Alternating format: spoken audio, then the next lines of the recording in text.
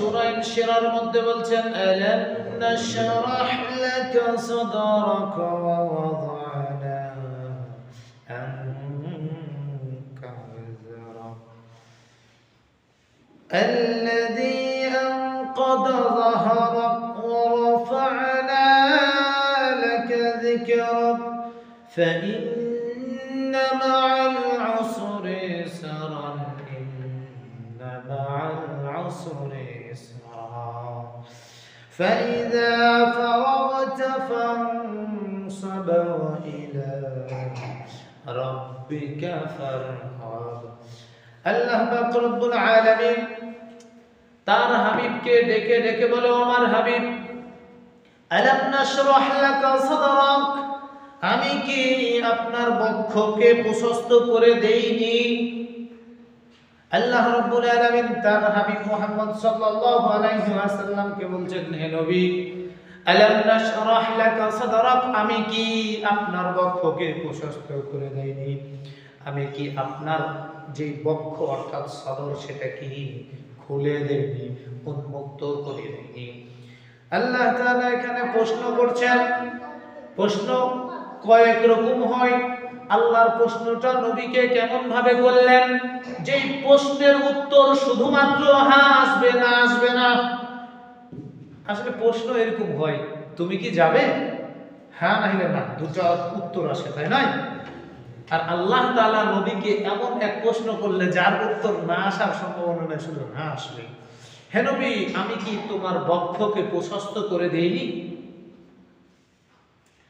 এখন এই বক্ষকে প্রশস্ত করা দ্বারা কি বোঝানো হয়েছে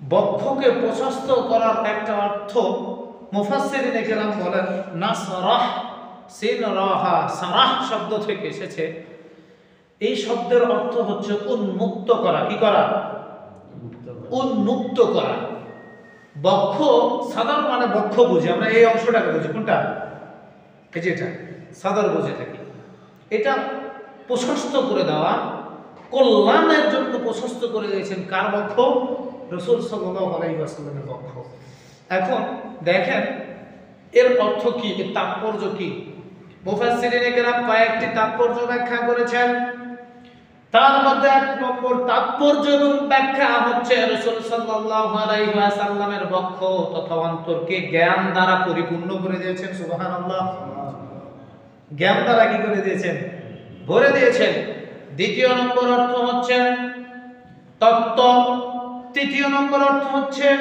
আখলাক তথা চরিত্র দ্বারা আল্লাহ তাআলা ভরে দিয়েছেন বক্ষকে প্রশস্ত করে দিয়েছেন বলেন তো পৃথিবীর কোন জ্ঞানের কাছে কি মহানবী সাল্লাল্লাহু আলাইহি ওয়াসাল্লামের জ্ঞান এর কাছে কি পৃথিবীর কোন জ্ঞান টিকবে নাকি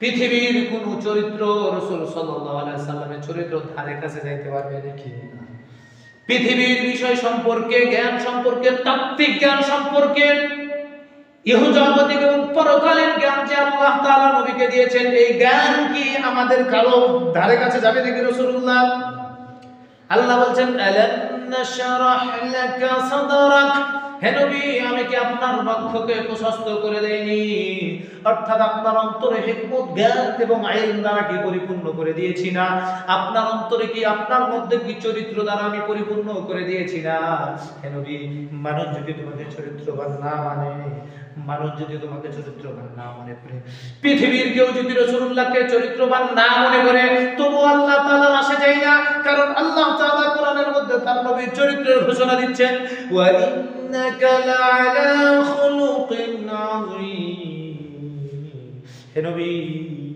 নিশ্চয় আপনি উত্তম চরিত্রের উপর প্রতিষ্ঠিত সুবহানাল্লাহ পৃথিবীর কেউ যদি রাসূলের চরিত্র নিয়ে কথা বলে কোন কবিরা যদি রাসূলের চরিত্র নিয়ে কথা বলে কোন নাস্তিক কোন মুরতাদ যদি রাসূলের চরিত্র নিয়ে কথা বলে জেনে রাখবেন তাদের কথা দুই পয়সা দাম নাই তারা যদি রাসূলের চরিত্র নিয়ে ভাবতেও না যায় তবুও জেনে রাখবেন আমার আল্লাহ তার কোরআনের মধ্যে রাসূলের চরিত্রের কথা বলেছে এইখানে আদম আলাইহিস সালামের কথা বলে নাই এইখানে নূহ আলাইহিস সালামের চরিত্রের কথা বলে নাই সরাসরি কোরআনের মধ্যে এমন এক আযীম কিতাবের মধ্যে আল্লাহ তাআলা আমার আপনার শ্রেষ্ঠ নবীর চরিত্রের কথা বলছেন ওয়া ইন্নাকা লাআলা খুলুকিন আযীম হে নবী আপনি উত্তম এবং সুন্দর চরিত্রের উপরে প্রতিষ্ঠিত, সুবহানাল্লাহ। এরপরে আল্লাহ তাআলা বলছেন, আল্লাহ তাআলা নবীকে বলছেন, ভালো করে বুঝবেন, আল্লাহ তাআলা নবীর চরিত্র নিয়ে আমাদেরকে বলছেন, লাকাদ কানা লাকুম ফি রাসূলিল্লাহি উসওয়াতুন হাসানাহ। ও দুনিয়ার মানুষ, রাসূল সাল্লাল্লাহু আলাইহি ওয়াসাল্লামের জীবনে, রাসূল সাল্লাল্লাহু আলাইহি সাল্লামের আদর্শে তো জীবনে তোমাদের জন্য রয়েছে উত্তম আদর্শ। সুবহানাল্লাহ। তাহলে রাসূল সাল্লাল্লাহু আলাইহি সাল্লামের মাঝে আমাদের জন্য কি আছে? উত্তম আদর্শ আছে, উত্তম চরিত্র আছে, উত্তম আখলাক আছে। কার মাঝে? রাসূলুল্লাহর মাঝে। কাদের জন্য? আমাদের জন্য। কে বলছেন? আল্লাহ কোরআনের মধ্যে বলছেন। তাহলে সেই রাসূলের চরিত্র এবং সেই রাসূলের জ্ঞান, যে জ্ঞান পৃথিবীর কোনো জ্ঞান কি তার কাছে টিকবে? পৃথিবীর কোনো বিজ্ঞান রাসূলের জ্ঞানের কাছে টিকবে? এজন্য আল্লাহ বলছেন, আলাম নাসরাহ লাকা সাদরাক, হে নবী আমি কি তোমার বক্ষকে পরিপূর্ণ করে দিয়েছি না? বক্ষকে কল্যাণের জন্য প্রশস্ত করে দিয়েছি না? একথার আর একটা তাৎপর্য মুফাসসিরিনে কেরাম ব্যাখ্যা করেন। কেমন তাৎপর্য ব্যাখ্যা করেন?